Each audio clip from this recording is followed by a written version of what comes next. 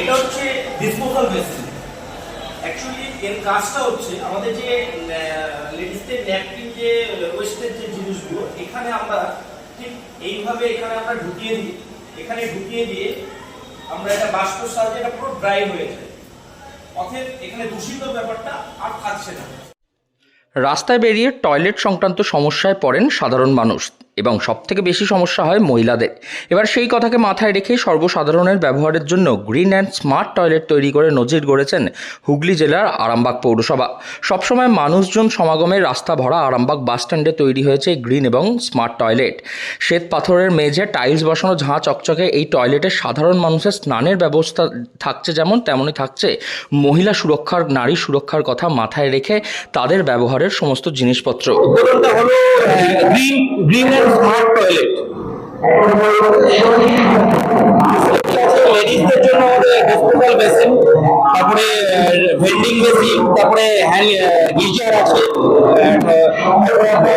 Hand থেকে sanitising vending machine আছে। অনেক কাজে লাগবে। অনেক লেডিস, সব থেকে বড় কথা লেডিসরা বাইরে থেকে আসে, হয়তো এমন কোনো দরকার পড়লো সেক্ষেত্রে ন্যাপকিন হয়তো পারে, বা সেই ক্ষেত্রে মানে কোথাও না পায়, সেক্ষেত্রে এখানে সাথে সাথে ব্যবস্থা আছে।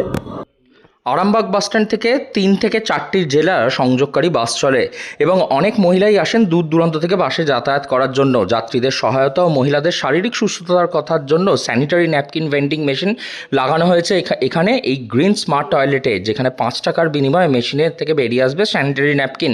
এবং একই সঙ্গে লাগানো হয়েছে এমন এক মেশিন যা ব্যবহার করা স্যানিটারি ন্যাপকিনকে নিমিষের মধ্যেই তার মধ্যে থেকে যে জীবাণু রয়েছে সেটিকে মুক্ত করে তাকে নষ্ট করে দেবে। এছাড়াও টয়লেট ব্যবহার করার জন্য রয়েছে বিশেষ ব্যবস্থা। যেহেতু স্মার্ট টয়লেট বলা হচ্ছে সেই কারণে একেবারে গরম জলের সুবিধা থেকে সেখানে অটোমেটিক স্যানিটাইজার এবং শ্যাম্পু সোপ বেরিয়ে আসবে, এরকম ব্যবস্থাপনাও করেছে এই স্মার্ট টয়লেট তৈরিকারী সংস্থা। এবং আরামবাগ পৌরসভার এই কর্মকাণ্ড যা নজির তৈরি করেছে সাধারণ মানুষের জন্য। নতুন করে সাজাবো, নতুন করে ভেঙে কাজ করবো, কারণ চারদিকে মানে তার ঝুলছে, খসে পড়ছে।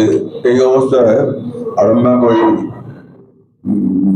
টয়লেট যেটা ছিল সেটা একটা নোংরা পরিস্থিতি ছিল।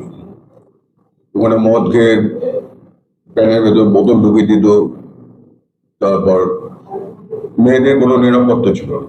আমরা সেই জন্য একটা চিন্তা করলাম যে এটাকে পাতলা করে রিনোভেট করে যাতে একটা বেশ সুন্দর পরিষ্কার পরিচ্ছন্ন রূপ দেওয়া যায়, সেই জন্য আমরা এই চিন্তাধারা করে একটা লেডিস আর একটা জেন্টস দুটো টয়লেট বানালাম, যেটাতে লেডিসে একটা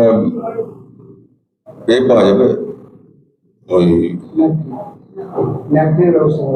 হ্যাঁ ন্যাপকিনের ব্যবস্থা আছে, এবং ওখানে চান করার জায়গা আছে, টয়লেট করার জায়গা আছে, সব রকম ব্যবস্থায় আছে। এবং পুরুষদের ক্ষেত্রেও তাই, পুরুষদের ক্ষেত্রেও পরিষ্কারভাবে সবকিছু করা আছে যাতে কোনো অসুবিধা না হয়, সেগুলো চান করার জায়গা আছে।